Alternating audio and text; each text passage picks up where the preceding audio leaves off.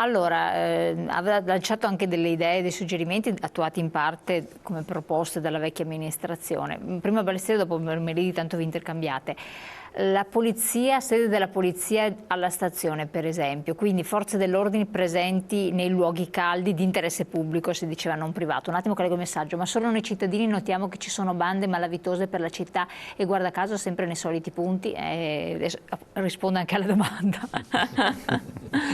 Beh, allora per quanto riguarda la sede, noi da anni viviamo in una sede, quella della Questura di Padova, che è ormai inadatta, diciamo così, sia per l'attività che svolgiamo lì noi come poliziotti, e sia inadatta anche per le esigenze del pubblico, diciamo così. È sotto gli occhi di tutti, per esempio, le problematiche connesse al parcheggio, piuttosto che tanti altri aspetti, diciamo così, che è inutile che sto qui a ricordare, certo, perché sono annose questioni che sono state riprese, e la nostra segreteria provinciale di Padova, il cui segretario provinciale Mirko Pesavento da anni, diciamo così, segnala le problematiche che ci sono e sono connesse alla sicurezza dei luoghi di lavoro piuttosto che altro. E purtroppo ma cambiarlo nei luoghi caldi, cioè, è un tema sicuramente interessante, ma sicuramente, allora, premesso che a noi è importante che ci diano una struttura che sia adeguata, esatto, alle esigenze che abbiamo, alle esigenze del territorio, e ci adattiamo chiaramente, siamo pronti ad adattarci alle esigenze che la città chiaramente riscontra e chi amministra la città riscontra. Se dobbiamo esprimere un parere, è chiaro che per esempio a trovare una collocazione in una realtà vicina al centro, attigua alla stazione, quindi i mezzi di comunicazione, alla stazione del Corriere e altro, è probabilmente sicuramente migliore che essere posti in una realtà leggermente più defilata, che è via Anelli, diciamo, non che siamo in capo al mondo, però voglio dire siamo un po' più defilati, diciamo. Tanto più che insomma lì sono anche vicini i carabinieri, qui c'è la stazione. Sì, d'accordo. C'è la fiera e tutto. Però insomma, ecco, qui entriamo in un aspetto della faccenda che sicuramente, se si deve, e sono d'accordo, fare in modo che un caposaldo, diciamo così, un avamposto della sicurezza vada messo in una realtà dove esiste il degrado, che è comunque, è noto, insomma, le stazioni da sempre sono stati luoghi. Io mi ricordo la prima volta che insomma mi sono recato a Roma o mi sono recato in altre, non mi ricordo se a Roma o altre città, la mia mamma, poveretta, mi raccomando il portafoglio, mi raccomando, cioè voglio dire, è noto a tutti, insomma, tendenzialmente, però tanti di questi luoghi sono stati sanati, certo, tantissimi, anche nelle città all'estero più particolari, più lontane. Se andiamo a guardare, questo è stato un fenomeno che negli ultimi 20 anni si è verificato, perché c'è stato il contributo, per esempio, di Ferrovie Italiane, che ha cominciato a ragionare in termini diversi da quelli con i quali ragionava a suo tempo, e cioè la stazione appunto come un luogo, anche come edificio non particolarmente gradevole, e invece ha cominciato a fare progetti anche dal punto di vista architettonico che fossero, diciamo così, molto più freschi, diciamo, e molto più fruibili, tant'è che il progetto Grandi Stazioni prevede che ci sia all'interno delle stazioni negozi, eccetera, eccetera. Poi magari la si può criticare sotto altri punti di vista questa scelta, però questo ha contribuito a riqualificare l'edificio, cioè la struttura stazione, e a renderla più fruibile per il cittadino e più interessante per il cittadino, e meno, io se penso a Venezia, come è stata riorganizzata negli ultimi 10 anni, voglio dire, dalla stazione fredda e assolutamente brutta da vedere qual era, pur se con uno stampo littorio, eccetera, eccetera, pur se comunque è un edificio, però ha fatto un cambiamento enorme. Ora, essere posti lì come avamposto può essere sicuramente d'ausilio, questo è fuori di dubbio, di buon senso comune, insomma. Meriti, cosa ne dice da residente? Potrebbe essere che sicuramente sarebbe un bene che ci fosse un presidio, un posto di polizia, di carabinieri, guardia di finanza, zoofili, chiunque, basta che abbiano una divisa. Ma se passa la volante della polizia lì davanti, serve o non serve secondo lei? Cioè, allora, se ne impippano perché... Brava. Se ne impippano, diciamolo, perché hanno capito benissimo che in Italia possono fare quello che vogliono, godono di diritti maggiori degli italiani, perché se io finisco al pronto soccorso ci sono 50 stranieri prima di me, e a meno che io non stia proprio morendo di infarto, allora lì in via eccezionale mi fanno passare. Le case, vabbè, ma non è l'argomento della giornata. Insomma, morale della favola, sanno benissimo che qui fanno il bello e il cattivo tempo, perché gli è stato concesso di farlo.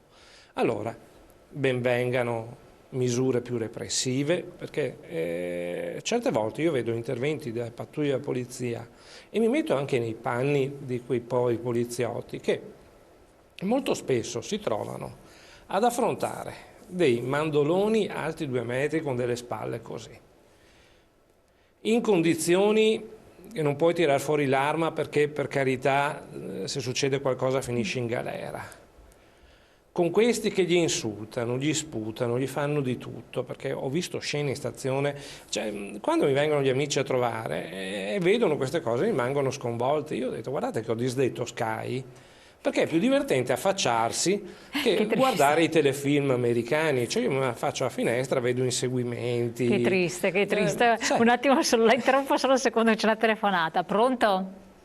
Sì, pronto? Buongiorno, da dove chiama? Buongiorno, chiamo da San Donato di Piave. Prego, dica. Venezia. Sì. Niente, io volevo dire riguardo della sicurezza, penso che il primo informatore sia il cittadino, perché è il primo che vede cosa succede e tutto quanto, però a volte il cittadino ha paura perché non ha la privacy. Quante volte si sente per televisione dire c'è stato un furto nella determinata villetta, è stato tentato, Sì. perché i vicini allecati dal rumore hanno avvisato le forze dell'ordine, ma però così mettiamo a repentaglio la sicurezza di quei vicini, perché se sono bande di civiltà quelle persone quanto vendicative sono, non è che guardano che sia stato, ci sono 3 villette, non è che dicono sia stata quella, le prendono tutte e 3 e fanno di sicuro, o aspettano qualcuno, lo riempiono di botte, o gli bruciano la macchina, o gli fanno qualcosa. Cioè il cittadino deve avere più, sull'informazione deve avere più una privacy, d'accordo, chi è lei, il numero di telefono, ma non si può dire quante volte si sente in televisione, informati dai vicini, ci sono 3 case da vicino, cioè, non la trovo una cosa sicura, insomma.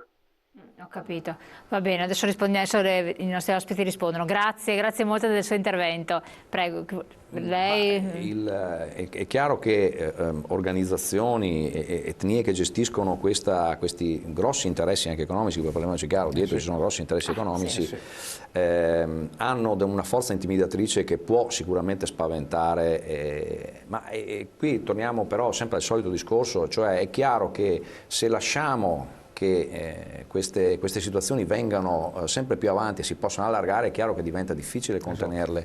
No, bisogna agire, lo dicevo prima, lo accennavo prima, su un livello superiore e quindi fare in modo che ci siano degli strumenti. Uno, per esempio, interessante può essere quello anche contenuto negli ultimi decreti sicurezza, cioè chi si dedica a attività di questo tipo illecite, eccetera, eccetera, eccetera, abbia l'immediata espulsione, cioè trovare degli strumenti giuridici che possano effettivamente essere più efficaci come giustamente diceva il cittadino, della semplice individuazione di chi spaccia, eccetera, ma invece non ci sia un proseguo poi dopo dell'esito dal punto di vista repressivo, cioè, ovvero dal punto di vista dissuasivo. Ma anche perché la persona stessa, Meridi, vede questa scena, tipo un film, no? Come racconta, vede Sky dalla finestra, lo potrebbe segnalare alle forze dell'ordine, oppure lo può segnalare alla politica della situazione, perché una volta lei aveva anche un incarico particolare, no? Riceveva questi messaggi.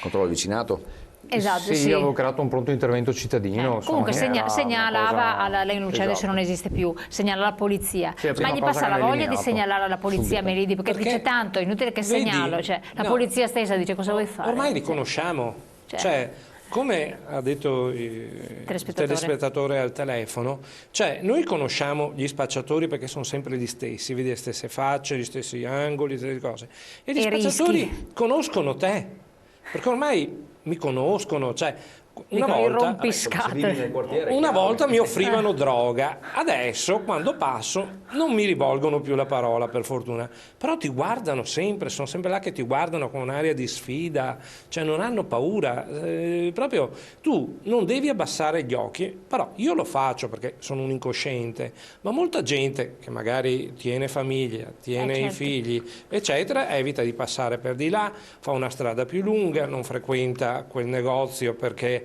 è una brutta zona. Facendo così facciamo affossare ancora di più la situazione, però. Assolutamente. Questo è Alain Luciani, dopo andiamo in pubblicità. Sì, no, sono sicuramente d'accordo con chi ha chiamato, nel senso che le segnalazioni dei cittadini sono fondamentali, importantissime. Però c'è la paura, come diceva. C'è chiaramente una paura, però vedete, questa paura molto spesso è incentivata dal fatto che ti accorgi che chi che dovrebbe rappresentarti non è sicuro di sé.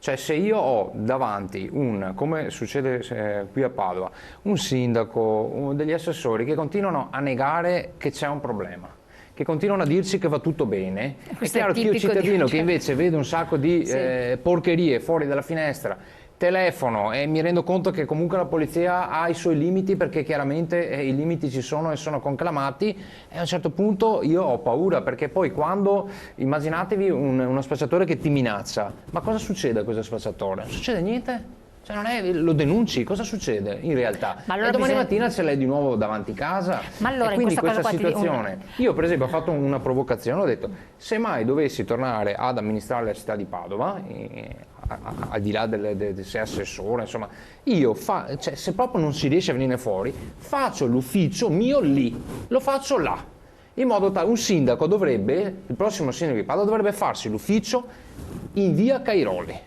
mettersi lui in prima persona e dimostrare ai cittadini che non dobbiamo avere paura, che dobbiamo essere al loro fianco e mettersi la faccia e mettersi anche la presenza vera ogni giorno. Io, se fossi sindaco, farei questo, farei l'ufficio lì, perché è così che si contrastano le situazioni. All'Arcella ci andrei tutte le sere, perché siccome fare il sindaco come fare l'assessore a Padova è una missione di fatto, no? Perché non sono ruoli politici dove guadagni delle cifre, lo fai perché comunque hai passione. Io penso che un sindaco o un assessore che decide di farlo deve mettersi nei panni dei residenti, dei cittadini, e andarci lì anche a vivere, magari prendere anche un appartamento in affitto, portare, e quindi rendersi conto e toccare con mano, perché non si rendono conto. Cioè, questa è la realtà dei fatti, vivono in una favola che non esiste. Perché come possiamo continuare un po' della politica, sì, ma è incredibile, è che normalmente cosa. Nei comuni questo non avviene. Io vivo in un quartiere della città di Padova che è Mortise, ok? Leggo circa 15 giorni fa che il sindaco dichiara testualmente, e i mortisani che magari ci stanno ascoltando possono confermare o meno quello che dico. Il sindaco dice: Mortise è un'isola felice, non ci sono problemi di spazio. Allora, a Mortise sono stati fatti nell'ultimo anno e mezzo 2 maxi sequestri di droga, grazie alle forze dell'ordine, 50 kg di cocaina e altrettanti di marijuana, ok? Tanto per capirci. È un continuo di persone che vengono derubate, ci sono spacciatori, io ho un'attività commerciale nel quartiere, li vedo tutti i giorni transitare in un recente bar che ha aperto limitrofe, le forze dell'ordine avranno già fatto 10 retate, non so se è il termine giusto, cioè 10 verifiche e controllo di chi c'è, di chi non c'è, eccetera. E abbiamo un sindaco e un comandante della polizia locale che dice che Mortise è un'isola felice, perché è venuto una volta lì. È venuto una volta con la polizia locale, che ovviamente ringrazio per il lavoro che fanno tutti i giorni, e ha avuto, cioè, la sua dichiarazione è un'isola felice. Voi chiedete, se c'è qualcuno di Mortise che ci sta ascoltando, che ci sta vedendo, chiamate e dite se è un'isola felice. La sfida aperta, segnalate l'isola felice.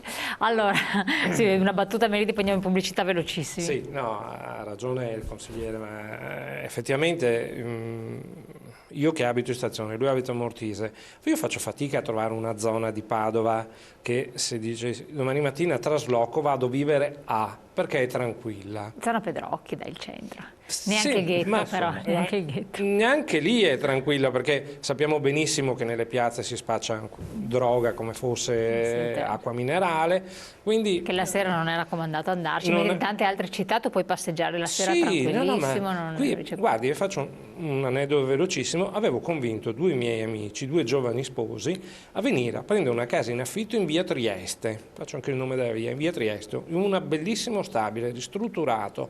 Avevamo trovato tutte le condizioni.